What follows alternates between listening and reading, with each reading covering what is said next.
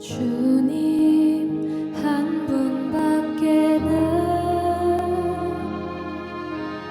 아는 사람 없어요. 가슴 깊이 숨어있는 주를 사랑하는 마음, 주님 한 분밖에는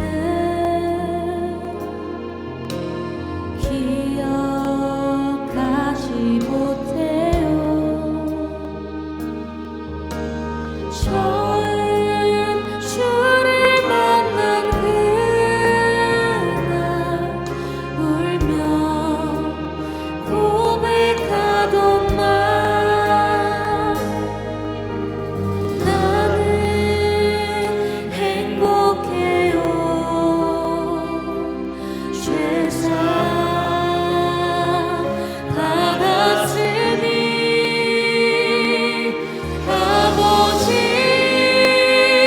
품 안에서 떠나 살기 싫어요. 나는 행복해요. 사랑이 샘솟으니 이 세상 무엇이든 채우고 나가요.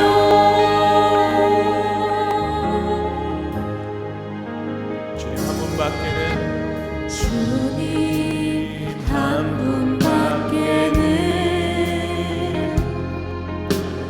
사랑할 리 없어요. 작은 가슴 뜨겁게 주님 피가 흘러요. 주님 한 분밖에는 약속하신 이가 없습니다. 약속한 이 없어요. 주님 믿고 따르는 자, 나를 믿고 따르는 자 한 성 위에 서리라. 나는 행복해요. 죄사 받았으니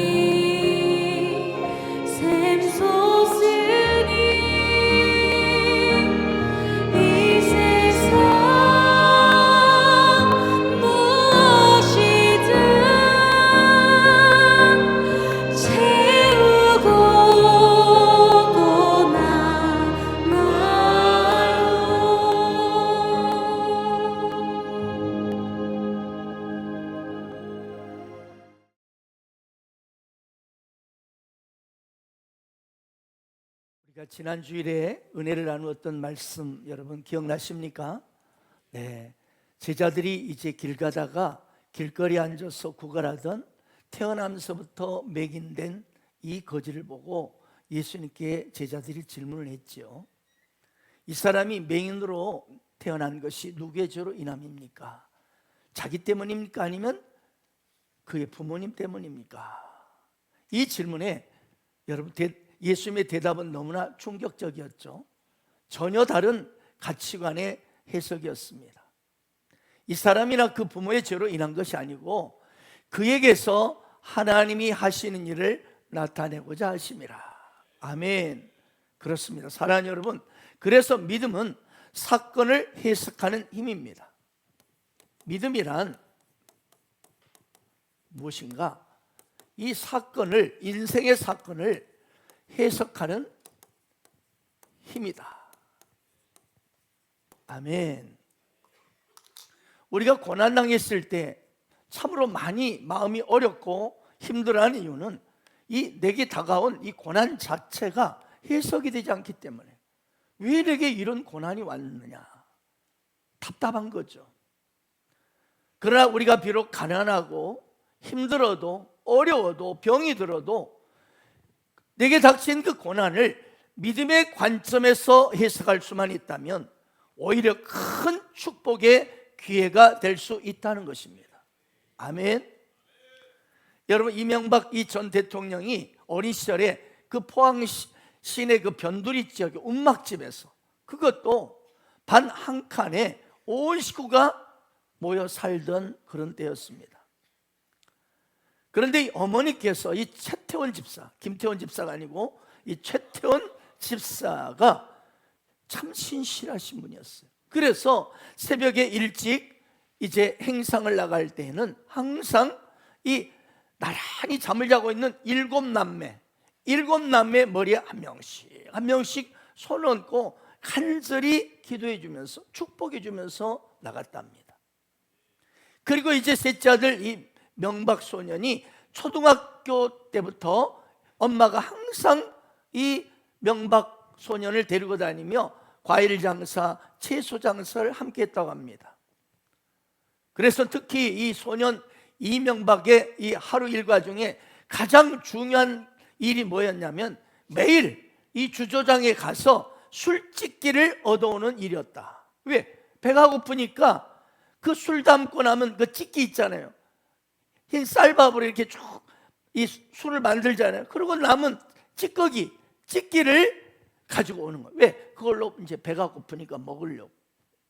그래서 이 소년 명박은 수시로 이 술집기를 얻으면서 집어먹다 보니 늘 얼굴이 붉으스레했대요. 그래서 학교 가면 선생님한테 야, 이 녀석아, 너는 아침부터 술 처먹고 학교 오냐? 이렇게 오해를 받아서 혼나기도 했답니다. 그러던 어느 겨울날 이 어머니 최태원 집사님이 어디서 뻥튀기 기계 하나를 빌려와서 이 소년 명박에게 실습을 시켰습니다. 그리고 실습이 끝나니까 이제 너와 한 자리에서 장사를 하니까 수입이 신통치 않다. 그러니 너는 이 뻥튀기 기계를 가지고 너 혼자 한번 장사를 해봐라 하면서 명박을 데리고 간 곳이 포항여고 바로 옆에 골목길이었대요. 왜? 여학생들이 이 쌀 뻥튀기를 잘 사 먹을 거라는 어머니의 이 계산 때문이었다고 그래요. 예상대로 이 여고생들이 얼마나 뻥튀기를 좋아하는지, 별로 안 좋아해요? 좋아하는지 막 장사가 너무 잘 됐습니다. 그런데 한 가지 문제가 있다면 이 뻥튀기를 사러 오는 여고생들이 너무 명박을 쳐다보는 거예요. 그래서 이 직업에 대한 창피감으로 어디선가 밀짚 모자를 하나 그냥 구해가지고 그냥 얼굴에 안 보이게 푹 깊숙이 눌러 쓰고 장사를 했대요. 그러면 어머니는 아니 사내 자식이 뭐가 창피해 하면서 막 핀잔을 줬다고요. 아무튼 하루 종일 이 숯불 연기와 뻥튀기에 걸린 이 시커먼 얼굴을 가지고 세수도 못한 채 학교를 가는 이 소년 명박. 하지만 그가 바로 이렇게 주경야독을 하면서 그의 인생의 수많은 이런 고난과 가난, 역경 속에서 그가 이렇게 마침내 인생 성공할 수 있었던 중요한 밑거름이 바로 그때였다는 거예요. 할렐루야.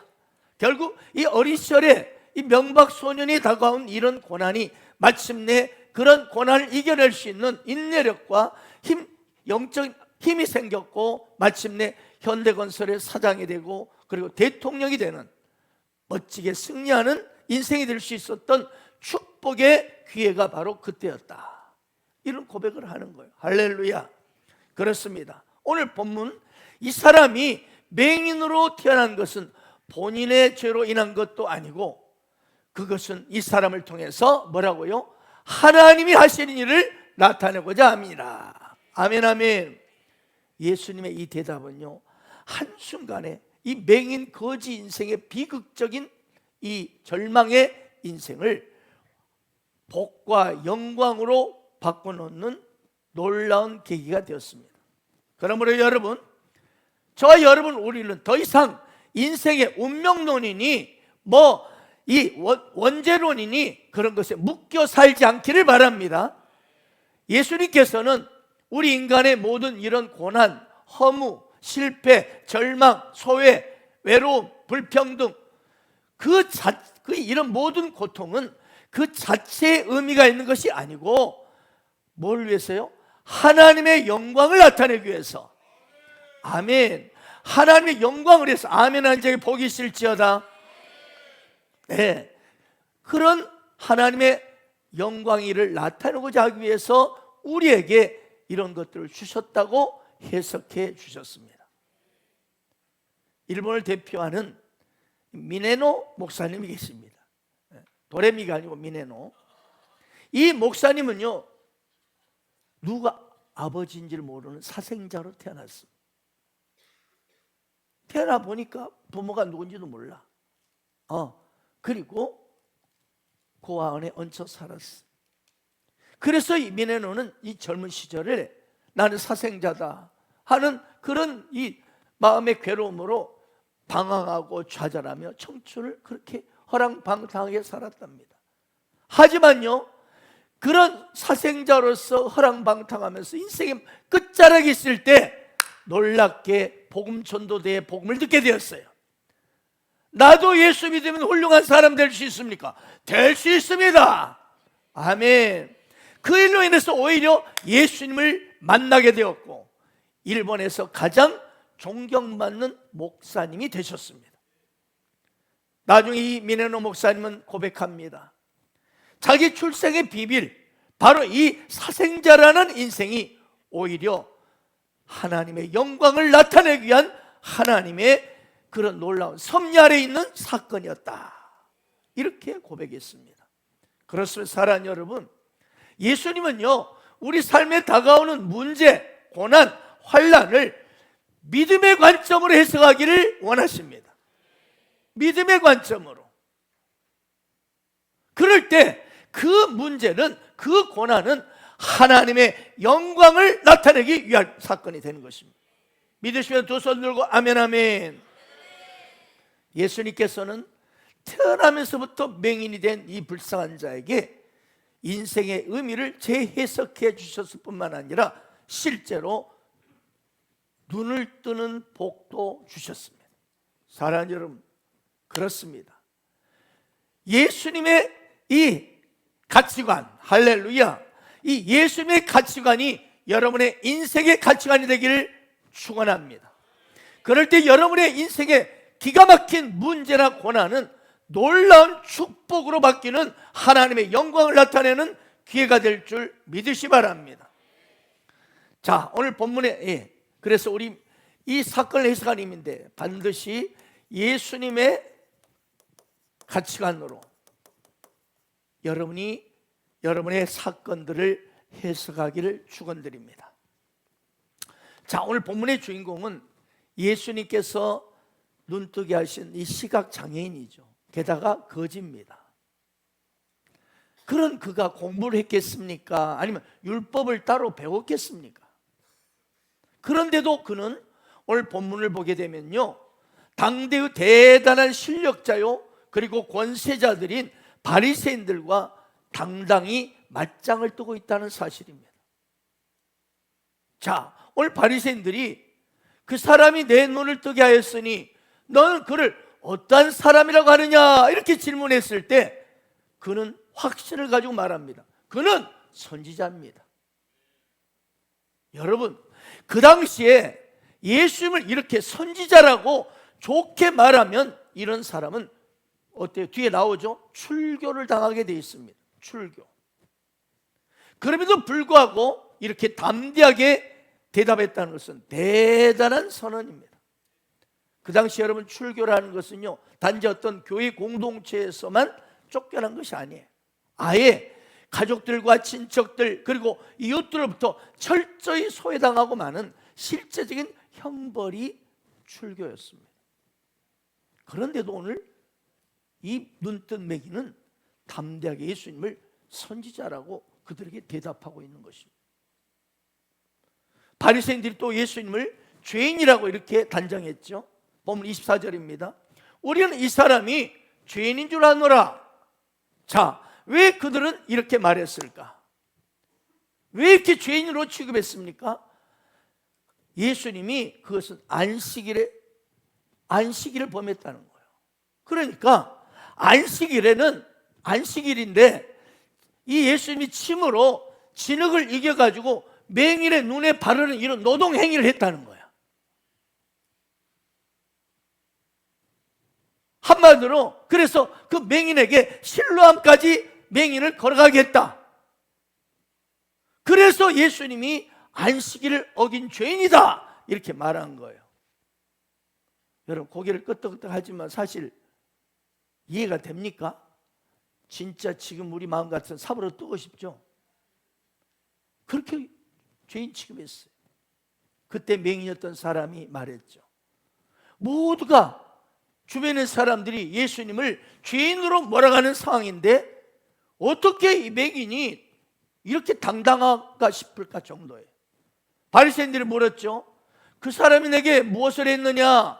어떻게 네 눈을 뜨게 하였느냐? 그러자 맹인이었던 사람이요, 이제는 약간 빈정거리는 투로 놀리듯이 대답하고 있어요. 27절 보세요.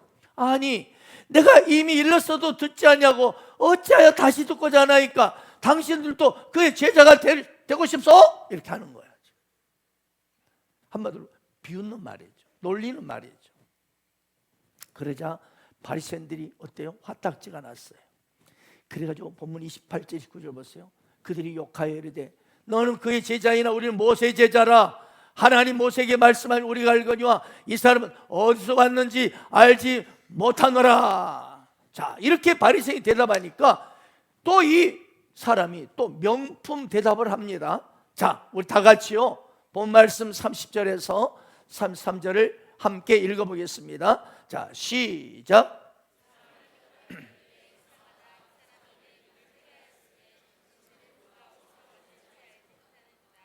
하나님이 죄인의 말을 듣지 아니하고 경건하여 그의 뜻대로 행하는 자의 말을 들으신 줄 우리가 아나이다.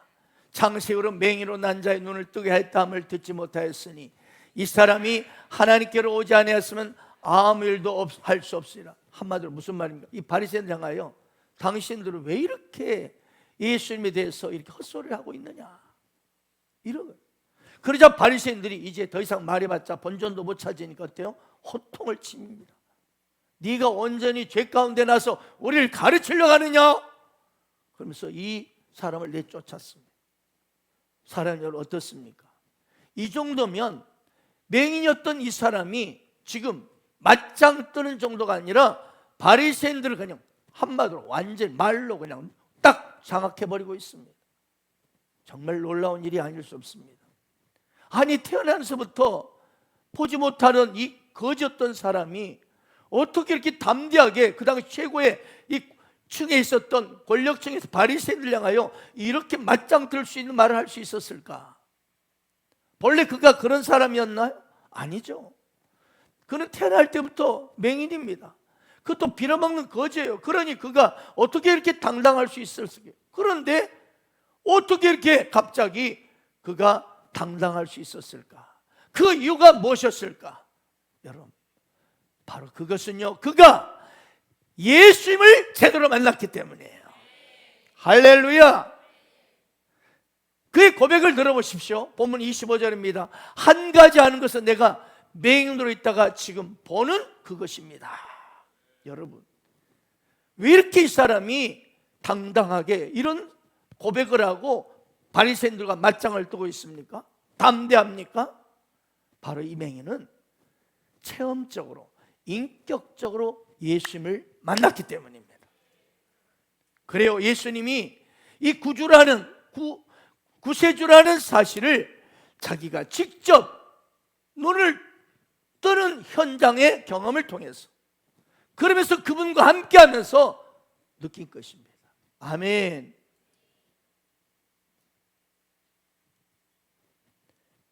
이 맹인 아들이 눈을 뜬 것을 아버지는 분명히 알고 있었습니다.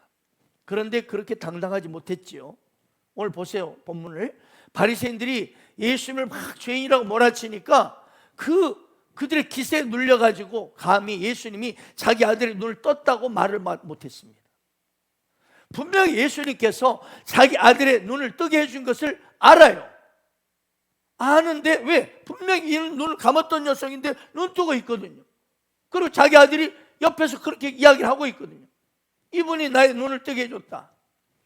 뻔히 그렇게 변화를 보고 그렇게 확인을 했으면서도 나 잘 몰라요 하고 한 발 빼고 있어요. 왜? 출교에 대한 두려움 때문에. 그래서 다시 한번 부모의 태도를 보십시오. 23절입니다. 이러므로 그 부모가 말하기를, 자, 그가 다 컸으니까 나한테 물어보지 말고 그에게 물어보세요 하고 딱 저기 떠넘겨 버립니다. 직접 예수라는 사람이 내 아들 눈을 뜨게 했어요 이렇게 말하지 못. 여러분, 바로 이것입니다. 이것이 진짜 예수님을 제대로 만난 사람과 예수님에 대해서 그저 듣고 머리로 아는 사람의 차이입니다. 보세요, 여러분. 예수를 인격적으로 만난 이 맹인은 담대한 것입니다. 할렐루야. 그렇습니다. 예수를 제대로 만난 사람은 담대합니다. 사람들 눈치 보면서 왔다리 갔다리 그런 신앙하지 않습니다. 이것이 예수를 만난 사람의, 제대로 만난 사람의 특징입니다. 오늘 예배드린 여러분이 진실로 예수를 믿는다면 인격적인 만남이 있기를 축원합니다. 이런 인격적인 만남, 제대로 된 만남이 없으면 그 사람의 믿음은 힘이 없어요. 힘이 없습니다. 누가 한마디 말만 해도 상처 확 받고 시험에 빠집니다. 네, 못 일어납니다. 우리가 상처 받을 수 있죠. 그런데 이 제대로 예수 만난 사람은 다시 벌떡 일어납니다. 누가 교회 가지마 한 소리 하면 깨갱해가지고 눈치 봅니다. 회사 상사가 일요일날 출근하시오 하면 말 한마디 못하고 깨갱하고 출근합니다. 여기 있는 성경을 내 삶의 현실과는 거리가 먼 하나의 이스라엘 역사책 정도로 생각합니다. 그러니 10년을 교회를 다녀도 그 모습 그대로, 20년을 교회를 다녀도 그 모습 그대로 사는 사람들 있죠. 이스라엘 백성들 보십시오. 그들은 출애굽한 후에 특징이 뭐예요? 원망 불평의 1등 대장들이었습니다. 그리고 그들이 세상의 광야에 살면서 원망 불평한 것 중에 대표적인 원인이 뭐였죠? 배고픈 문제, 먹고 사는 문제 때문이었어요. 그래서 이스라엘 백성들 원래 애굽에서 노예 생활했기 때문에 어때요? 최하층 계급에 속한 그런 사람들이었어요. 반면에 모세가 누굽니까? 이집트 왕궁에서 바로의 왕자로, 바로 공주의 아들로 왕자로 최상류 생활하던 사람이었습니다. 이집트 왕자입니다.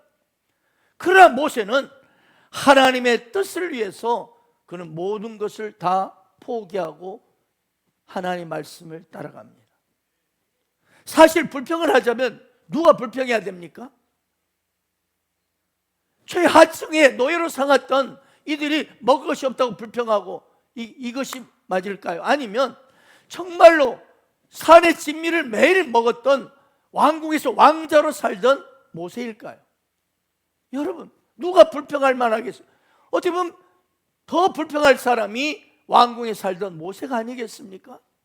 그런데도 성경을 보면 모세는 후회했다, 불평했다, 이런 말이 한마디도 없습니다. 변명을 한 적은 있어요.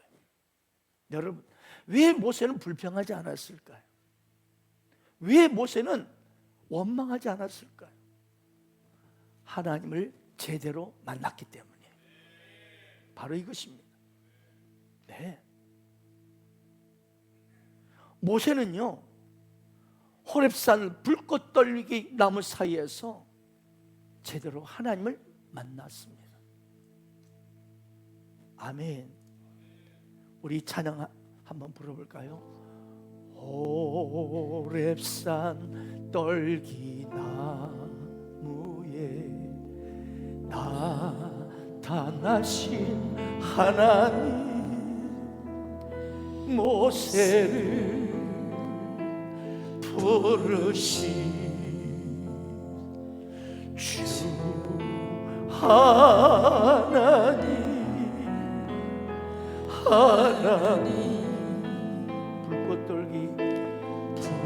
불꽃 떨기 속에 계신 거룩하신 하나님, 약하고 힘없는 내 백성을 찾으라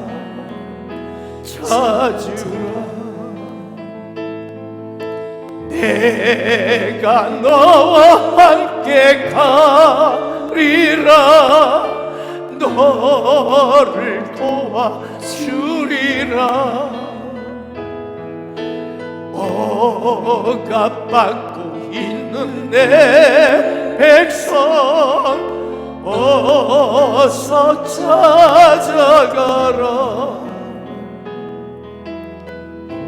불꽃 떨기 속에 계신 거룩하신 하나님, 모세를 부르신 주 하나님.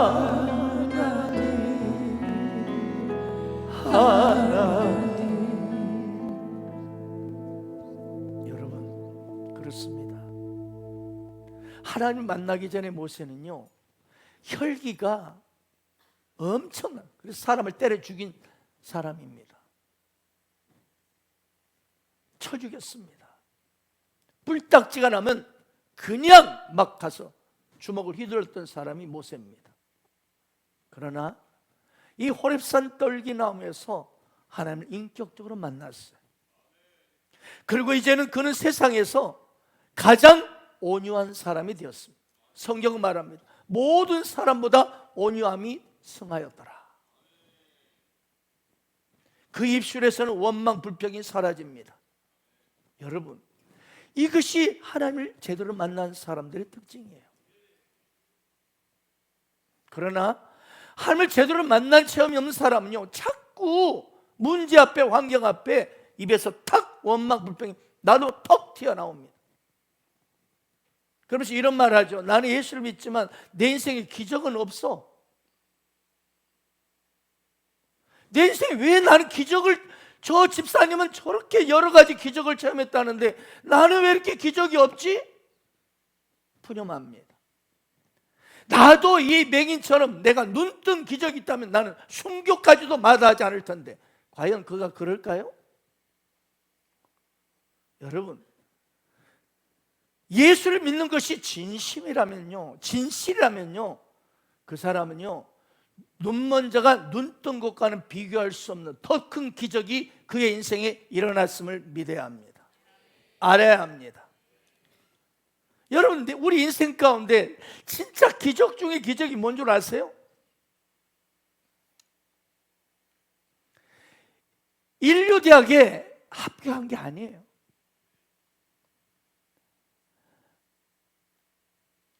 $50억짜리 로또 복권에 당첨된 것 아니에요.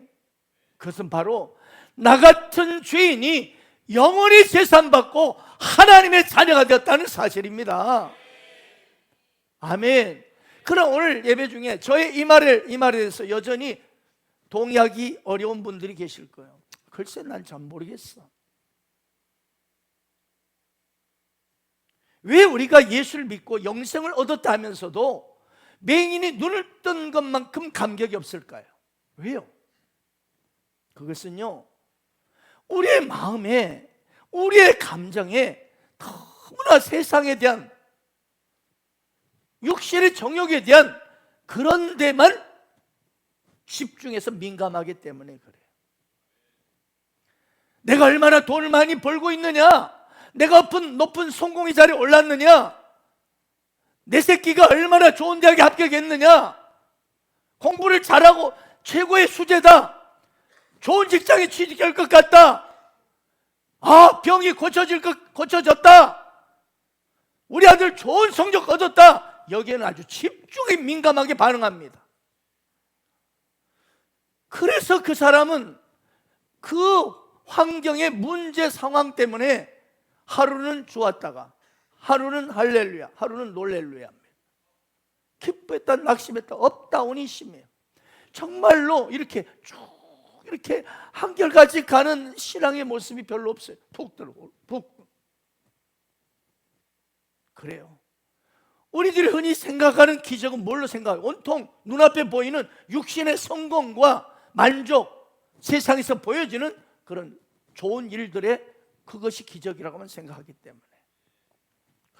그래서 여러분, 우리가 정말 민감하게 반응해야 하는 것은요, 영적인 상태입니다. 나의 영적. 이 점을 우리는 주목해야 해요. 여러분이 묻겠습니다. 당신은 예수를 믿음으로 십자가의 그 보혈의 은혜로 영원히 죄사함을 받았습니다. 믿습니까? 예. 그런데도 흔히 나는 예수 믿어도 큰 복 못 받았어요, 나는 예수 믿어도 왜 이렇게 복이 없는지 몰라, 이렇게 푸념하는 분들 계시거든요. 물론 물질의 복, 자녀의 복, 건강의 복, 세상 성공하는 복도 다 복입니다. 하지만요, 여러분, 영원한 죄사함의 복보다 더 큰 복은 없습니다. 그런데 세상 사람들은요, 죄사함 받은 복, 아이고 그게 무슨 복이요, 당장 내 돈 나한테 100만 원 줘, 그게 더 복이요, 이렇게 말하거든요. 죄사함의 복 뭐야? 심지어 예수 믿는 성도들조차도 영원히 내가 죄사함 받았다는 복이 얼마나 큰 복인지를 모르는 분이 많습니다. 사랑하는 여러분, 이 땅에서 받은 복이 아무리 크고 대단할지라도요, 우리 육신의 인생이, 육신의 장막 벗으면 그 복이 뭐예요? 다 끝나잖아요. 아멘입니까? 세상에 성공하고 대단한 권세를 누리고 대단한 대부자고 빌라 몇 동을 가지고 있고, 그러나 내 육신의 장막이 마감되면 다 사라질 것들입니다. 그러나 예수 믿고 죄사함 받는 복, 아멘, 예수 믿고 영원히 죄사함 받고 천국 하나님의 자녀가 되는 영생의 축복은요, 이 땅에서만이 아니라 저 영원한 나라 천국에서 계속되는 복입니다. 그래서 비교할 수 없는 축복인 것입니다. 여러분, 오늘 한번 깊이 생각해 보십시오. 우리가 살면서 지난날 살아오는 동안에 알면서 지은 죄, 모르면서 지은 죄들이 결국 다 드러나게 된다면 얼마나 우리가 쪽팔릴까요? 두렵죠. 누구도 알아서는 안 되는 그런 은밀한 죄들이 있습니다. 그러나 그것이 다 드러날 때가 온다면 참 밥맛도 떨어질 거예요. 그런데 우리 모두는 그날이 오거든요. 내 인생이 지난 날 알면서 지은 죄, 모르면서 다 드러날 때가 옵니다. 바로 우리 이 땅의 인생이 다 끝나는 날, 반드시 우리는 하나님 앞에서 우리의 죄악을 벌거벗듯이 다 드러날 때가 옵니다. 아멘. 성경은 이렇게 말씀하죠. 그런즉 우리는 거하든지 떠나든지 주를 기쁘시게 하는 자 되기를 힘쓰노라. 이는 우리가 다 반드시 반드시, 아멘, 반드시 그리스도의 심판대 앞에 드러나 각각 선악간에 그 몸으로 행한 것을 따라 받으려 함이라. 사랑하는 여러분, 우리는 다 우리의 죄악을 다 드러낼 때가 옵니다. 즉 하나님의 심판대, 그리스도의 심판대 앞에 설 날이 옵니다. 그때 여러분은 어떠실 것 같습니까? 하나님 앞에 섰을 때 그때 나의 모든 죄가 다 드러나고 하나님의 심판을 받아라. 그러면 영원한 저 지옥불에, 유황불에 던져진다면 어떻게 하시겠습니까? 얼마나 끔찍하겠습니까? 그래서 시편 기자는 이렇게 선포했습니다. 허물의 삶을 받고 자신의 죄가 가려진 자는 복이 있도다. 그렇습니다. 내가 하나님 앞에 섰는데 머리부터 발끝까지 온통 죄악 덩어리로 서 있는데 주님이 그러는 것이에요. 너는 내 아들아, 너는 의롭다. 너는 죄가 전혀 없다. 아멘. 그날 모든 죄가 가려지고 모든 죄가 씻음 받았다는 그 복이 그날 주님 앞에 그리스도의 심판에 서는 날 가장 큰 복임을 깨닫게 될 것입니다. 여러분, 그리스도의 심판대, 하나님의 심판대 앞에서는요, 이 세상의 복은 다 의미가 없습니다. 수천억의 재벌 복, 의미가 없습니다. 대통령이니 국회의원이니 검판사니 교수니 인기 유명인의 복 다 필요 없습니다. 그런데 여러분, 예수 그리스도를 믿는 자는 모든 죄가 용서받고 죄 씻음 받았습니다. 히브리서 10장 17절 보십시오. 또 그들의 죄와 그들의 불법을 내가 다시 기억하지 아니하리라. 그들 대신에 여러분의 이름을 넣으시길 바랍니다. 그러면서 한번 이렇게 또부터 시작. 또 박영의 죄와 박영의 불법을 내가 다시 기억하지 않아.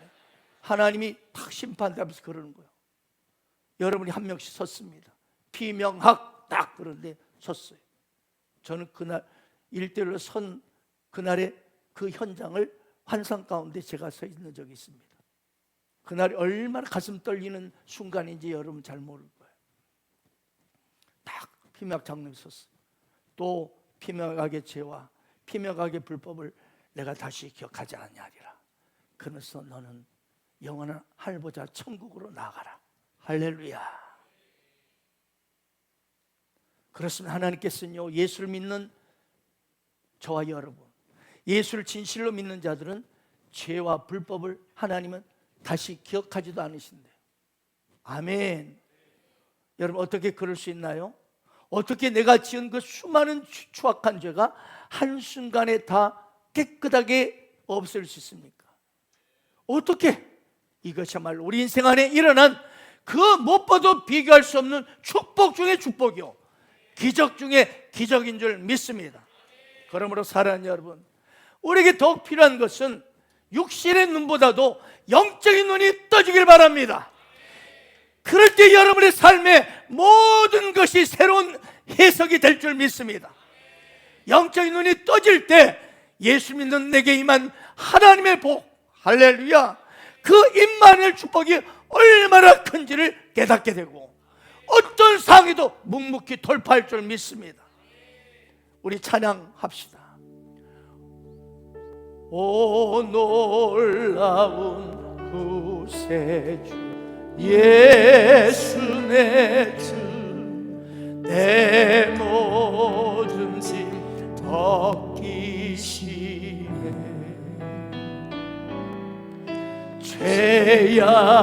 죄악에서 날 끌어 올리시며 또 나에게 힘 주시네.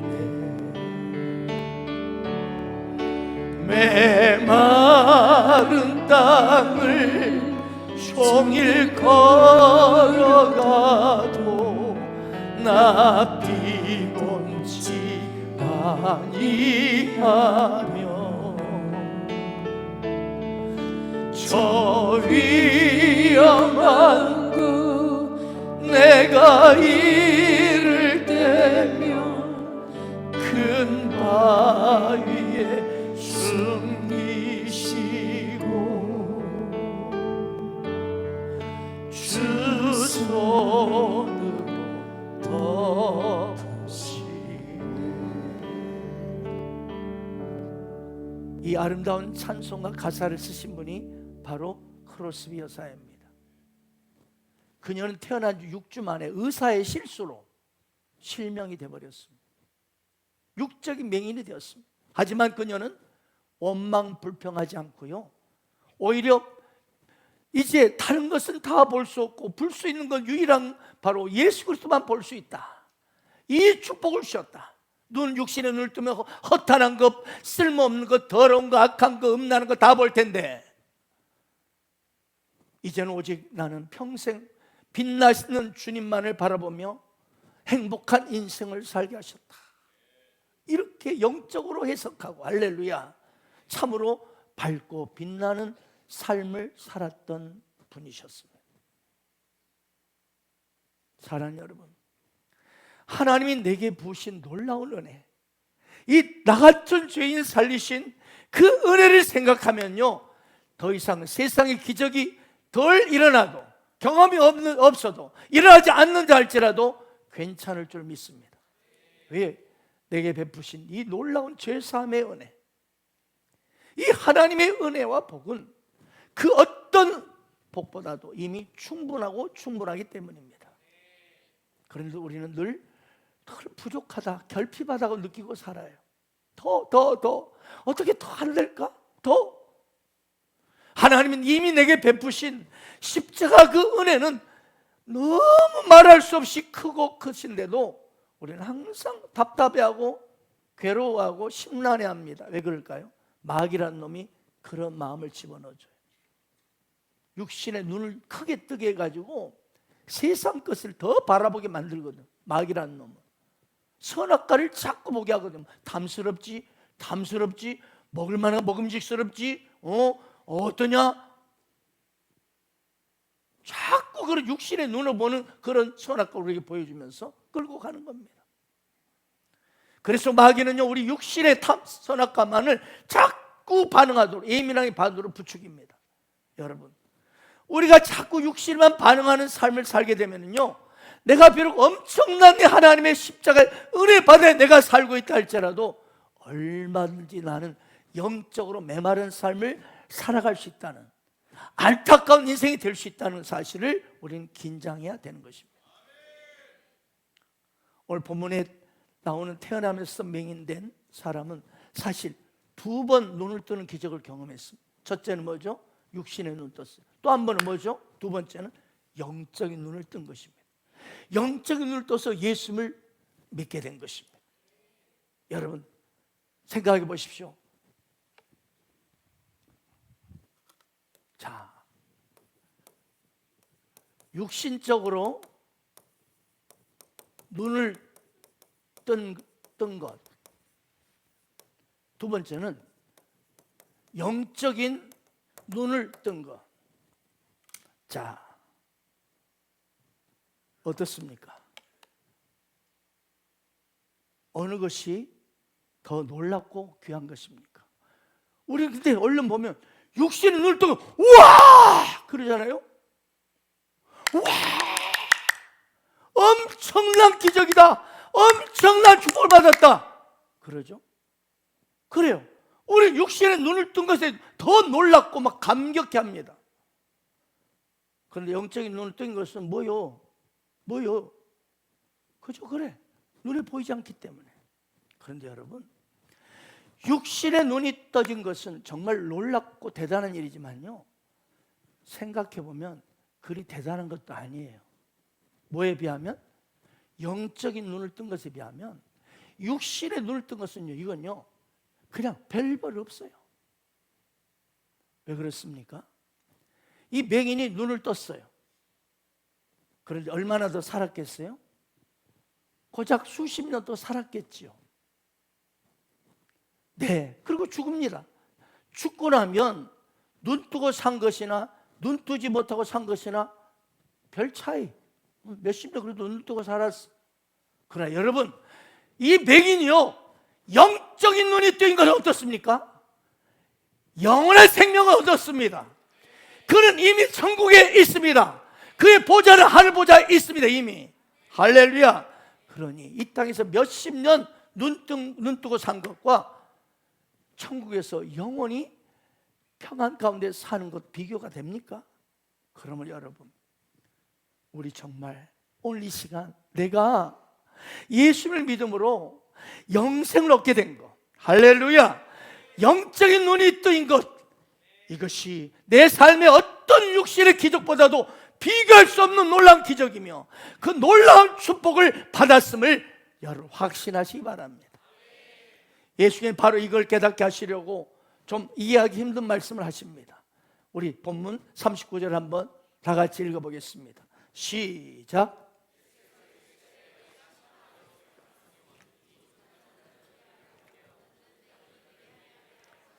자, 보지 못하는 자 보게 하고 보는 자들 맹인이 되게 하려. 딱 이 말을 듣고 바리새인들이 보는 자들, 육신으로 우리 보는 자들 자기를 가리켜 말씀하는 줄 알고 딱 알아채고 발끈했습니다. 그럼 우리도 맹인이란 말이냐? 우리도 맹인이냐? 그러자 예수님이 말씀하셔요. 41절입니다. 너희가 차라리 맹인 되었다라면 죄가 없으려냐? 본다고 하니 너희 죄가 그대로 있느니라. 여러분, 예수 왜 맹인이라고 말씀하십니까? 왜 바리새인들을 향하여 너희들은 맹인이냐? 자기 자신이 죄인인 줄을 몰랐어. 자기 자신이 죄인인 것을 보지 못한 거예요. 육신의 눈을 떴지만 영적인 눈이 감겨 있으니까 내가 얼마나 추악한 죄인인지를 보지 못한 것입니다. 여러분, 어거스틴 말합니다. 인간의 최고의 지식은 내가 죄인이라는 사실을 아는 것이다. 인간의 최고의 지식은 내가 죄인이라는 것을 아는 것이다. 교도소에 들어가 있는 분들 보면요, 대부분 머리가 그렇게 좋대요. 아는 것도 많다고 그럽니다. 그래서 먼저 들어가신 딱 있는 분들이 나중에 신참이 오잖아요. 신참이 딱 신고를 하면 너 뭐 하다 왔냐? 어디서 뭔 짓 하다 왔어? 물었어. 그리고 쭉 얘기를 듣고는 야, 너는 3년짜리, 너는 1년짜리야. 그러면 정확히 딱 맞는데요. 재판에 딱 3년, 1년이 딱 떨어진대요. 신기하대요. 이 감옥인들 어찌나 법을 잘하는지 판검사, 변호사 저리 가라래요. 뿐만 아니라 경제면 경제, 정치면 경제, 아주 얼마나 세계 흐름까지 쫙 앞으로의 AI 시대를 어떻게 벌어질 거예요 다 안다는 거야. 그러나 여러분, 그들이 안다고 자랑하고 난리치는데 안타까운, 그들이 진짜 중요한 건 모르는 거 한 가지가 있어요. 뭐죠? 자기가 죄인이란 걸 몰라.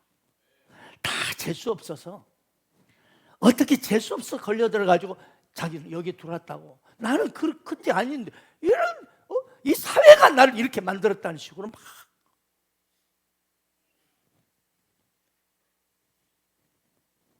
물론 교도소 밖에 있는 우리도 예외는 아니죠. 더 나은 것 없습니다. 도토리 키적입니다.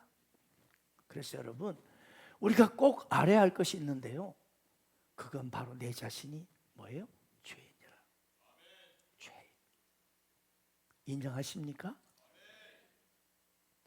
성경을 보면 온통 죄로부터 시작해서 죄로 끝납니다. 그래서 죄가 나오는 모든 삶의 인생의 역사가 바로 성경이에요. 죄가 들어옴으로 말미암아 에덴 동산에 불행이 시작되죠. 그러면서 인간이 하나님과 원수가 되고 서로 싸우고 시기, 질투, 분노, 분열, 저주, 살인, 이것들이 막 죄로 인해 들어옵니다. 그래요. 모든 인간이 죄로 말미암아 심판받고 이 세상이 이렇게 저주와 이렇게 모든 고난 속에서 멸망받고 있는 것입니다. 그래서 이 죄 문제를 해결하기 위해서 우리 사람을 너무나 사랑하신 예수 하나님께서 하나님 독생자 예수님을 이 땅에 보내셔서 십자가에 피 흘려 죽으심으로 온 인류의 죄, 저와 여러분의 죄를 다 그분이 담당해 주셨습니다. 죄가 없으신 그분이, 하나님이신 그분이 대신 우리의 모든 죄를 그분이 십자가에서 대신 처절하게 찢김당하고 형벌당하고 내가 받을 형벌을 그분이 다 받으시고 죄를 담당하셨습니다. 그래서 여러분, 이 죄의 문제가 인간의 근본적인 것이기 때문에 우리 인간은 죄에 대한 이야기를 빼놓고 다른 인생의 문제를 논한다면 문제가 해결되지 않습니다. 죄의 문제부터 시작해야 돼요. 모든 인생의 문제를 풀어가야 합니다. 아멘. 도덕이나 윤리 가지고는 안 됐습니다.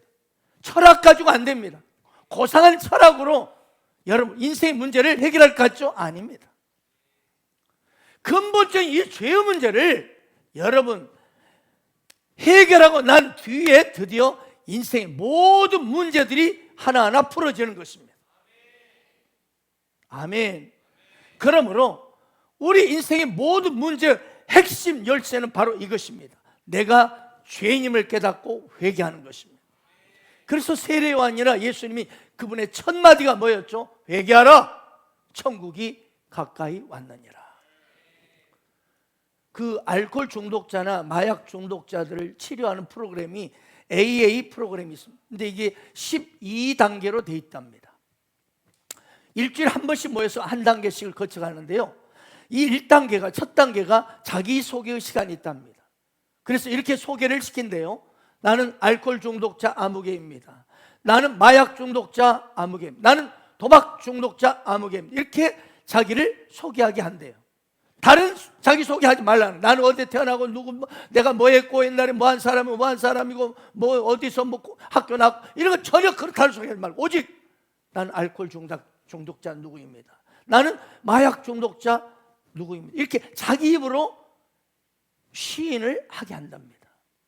그래야 자기의 죄를, 문제를 입으로 시인할 때 치료가 빠르다는 거예요. 치료가 빠르다.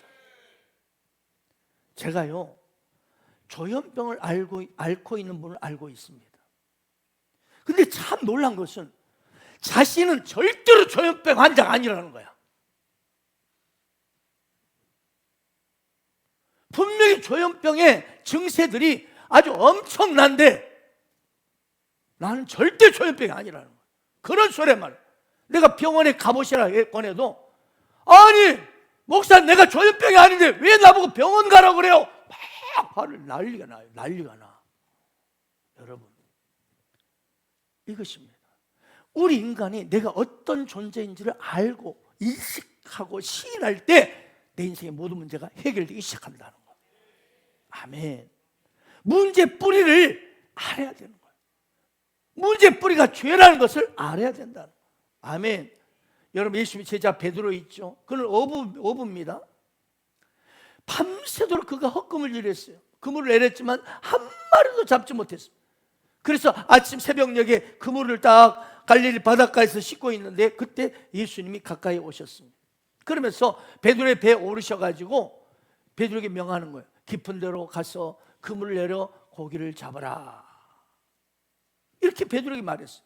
그러자 베드로가, 선생님, 우리들이 밤이 새도록 수고해서 한 마리도 잡은 거 없지만 그래요, 당신의 말씀을 의지해서 내가 그물을 내리겠습니다. 그럴 때 어때요?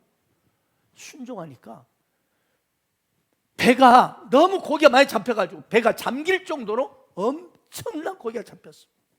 그때 베드로가 한 말이 뭐였죠? 주여, 나를 떠나소서, 나는 죄인으로소이다.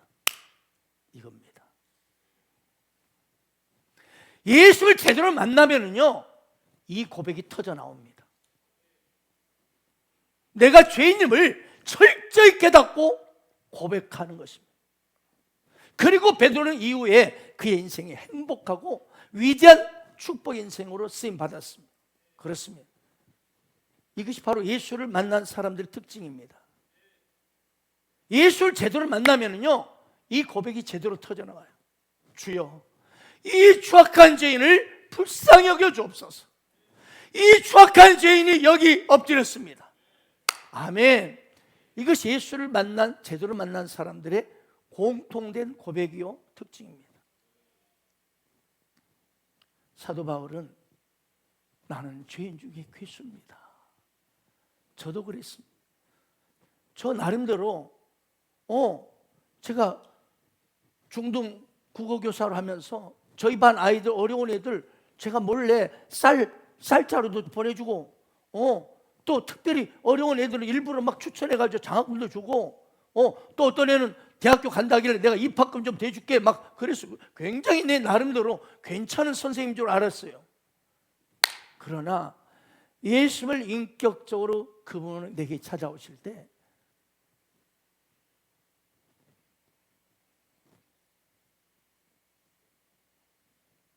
얼마나 추악한 죄인인지. 그래서 바울이 나는 죄인의 괴수라고 고백했구나.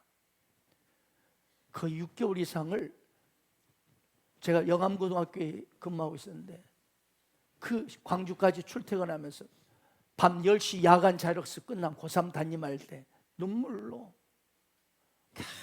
어떻게 이런 죄인을 만나 주셨을까? 어떻게 이런 죄인을 선택해 주셨을까? 어거스틴은 자신이 얼마나 추악한 죄인지 알고 참회록을 한 권을 썼습니다. 참회록 한 권을. 그렇습니다. 예수님을 제대로 만난 사람 특징은요, 먼저 내 자신이 얼마나 추악한 죄인인지를 철저히 깨닫는 것입니다. 오늘 본문에 등장하는 바리새인들은요, 나면서 보지 못하는 사람을, 맹인을 죄인이라고 불렀어요. 왜? 그들의 생각은요, 저런 장애인들은 죄가 있기 때문에 하나님 앞에 벌 받아갖고 저렇게 됐다는 거예요. 그래서 그렇게 장애인들을 전부 죄인들이라고 막 그렇게 말하고 다녔어요. 그 말은 무슨 뜻이죠? 자기들은 죄인 아니라는 거예요. 저놈들은 죄가 많아서 하나님 앞에 벌 받았지만 나는 죄인 아니다. 나는 저 맹인처럼 태어나면서부터 앞을 보지 못하는 사람 아니니까. 그래서 자기들이 뭐라고 그래요? 우리는 본다. 우리들은 본다. 예수님께 말한 거예요. 이처럼 자신들이 죄인이면서도 그걸 모르니 육신의 눈을 떴지만 영적인 눈은 깜깜이니 너희들이 진짜 맹인이다. 이렇게 말한 거예요. 오늘 여러분은 어떻습니까? 여러분 어떻습니까? 당신은 육신에 혹시 눈을 떴지만 영적인 깜깜이 맹인은 아니십니까? 만약 이 바리새인들이 예수님, 우리도 죄인입니다. 우리가 뭘 본다고 말할 수 있겠습니까? 이렇게 하고 주님께 엎드렸더라면 죄를 용서받고 의인이 될 수 있었을 것입니다.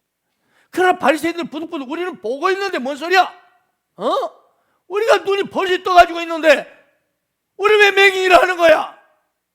우리는 죄인이 아니야.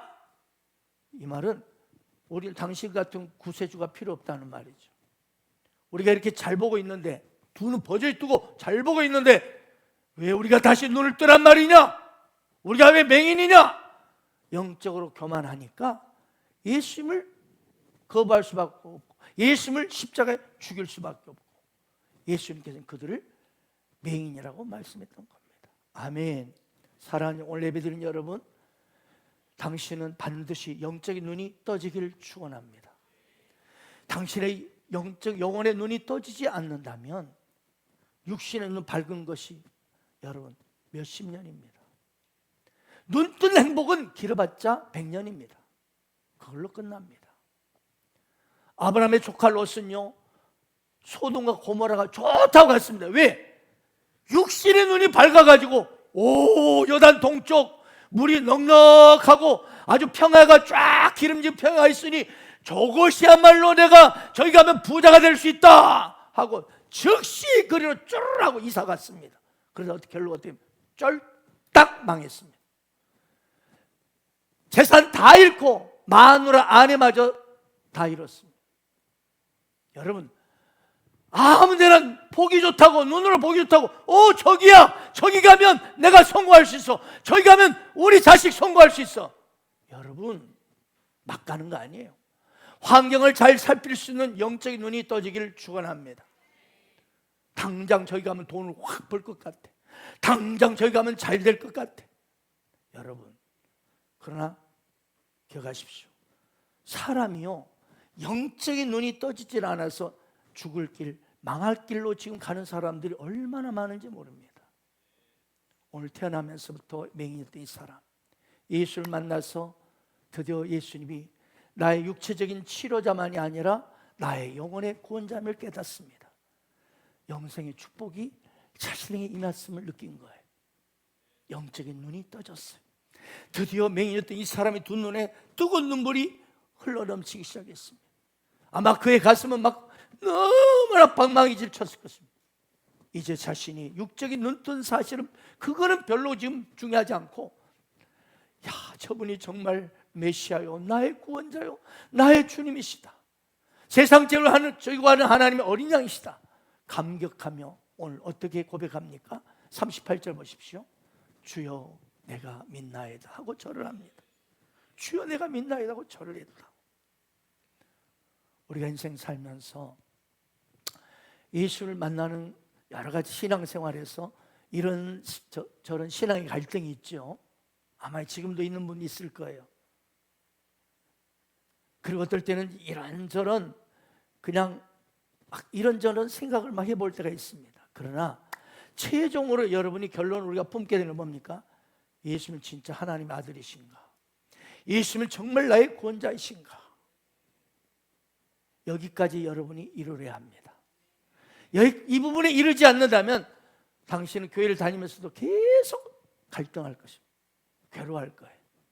그러나 이 질문 해답, 예수는 하나님의 아들이시오, 나의 구원자시오, 주님은 나의 주님이십니다, 주여 내가 믿나이다, 이 고백이 있기를 축원합니다. 이 고백이 있는 순간이 바로 육신적인 눈이 아니라 영적인 눈이 떠지는 순간입니다. 그리고 당신은 오늘 맹인처럼, 바로 베드로처럼, 사도 바울처럼 엎드려 절하며 주님께 감격으로 눈물을 흘리게 될 것입니다. 이것이 예수를 제대로 만난 사람의 특징입니다. 오늘 예수님께서 태어날 때부터 맹인이었던 이 사람에게 희망과 복 두 가지 다 주십니다. 육신의 눈을 뜨게 해가지고 희망을 주셨고, 그 다음에 영적인 눈을 뜨게 함으로 영원한 복을 주셨습니다. 아멘. 그렇습니다. 이 자리에 계신 여러분 모두도 이 희망과 복 두 가지를 다 가지시기를 축원합니다. 교회를 그저 왔다 갔다 그 정도는 안 됩니다. 반드시 그분을 제대로 만나야 합니다. 오늘 예수님께서는 당신을 친히 만나기를 원하십니다. 그분은 당신의 인생의 목적과 의미를 이미 알고 계십니다. 그리고 당신이 가지고 있는 고민, 아픔, 눈물, 그리고 허무함, 그리고 외로움, 주님은 다 아시고 당신을 품어주시고 깨끗이 씻어주십니다. 여러분의 삶에 희망과 복을 주시는 분이 예수 그리스도이십니다. 오늘 여기 예배드린 여러분 모두가 예수를 제대로 만나셔서 두 눈에서 뜨거운 감격의 눈물을 흘리며 주님을 찬양하는 비교할 수 없는 행복의 주인공 되시기를 예수 이름으로 축원드립니다. 아멘.